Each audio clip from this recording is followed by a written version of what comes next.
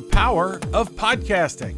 Welcome to the Marketing Accelerator Podcast, featuring 3 insights in about 3 minutes. I'm Drew Dinkelacker, and today I'm speaking with Jeremy Slate, the CEO and co-founder of Command Your Brand, where they use the power of podcasting to help business leaders impact the world and their community. Jeremy, you made the decision 10 years ago to start podcasting.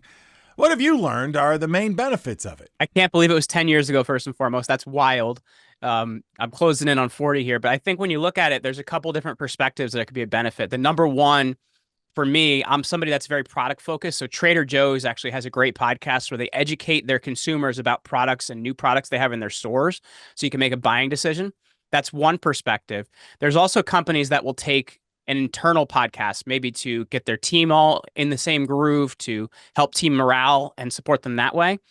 Then there's the other perspective of you really want to get the right brand positioning. So you're being seen, interviewed by the right people, or interviewing the right people, or having the right conversations, and you're really grabbing that position in their mind. So for me, I think there's a lot of different ways you could go at it as a host. If you're going to go at it as a guest, it's really becoming the educator in the space and getting really well known for helping people with your information. So how would I know if my business or myself would be a good fit for podcasting? I would say first and foremost, most people need to be doing that because they need to get their name known, right? If you're finding that people don't know who you are, or you're often having to introduce yourself a lot, that could be a major thing you're running into.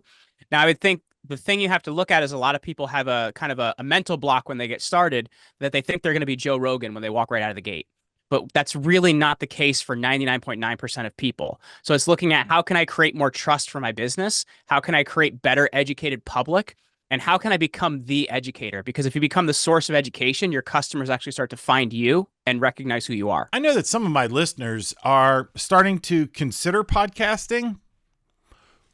Where would you recommend they start? So I would say if you're going to be in it as a host, be willing to commit for a year.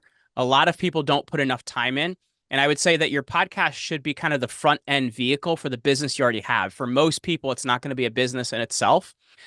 I would say if you're going to go on podcast as a guest, that's the best place to start because you're going to understand the other side of the mic, right? You're a better host if you've been a guest for a period of time. So be a guest first and become a host later on, and be a guest for a year, and then later on when you're going to be hosting your own podcast, do that for a year as well, because it takes time to get established. I can't wait to hear the new podcasts that will be inspired from listeners of this episode. The Marketing Accelerator Podcast is a production of marketingaccelerator.com, where business leaders gain confidence in their marketing efforts and marketers turn into high-performing leaders. I'm Drew Dinkelacker.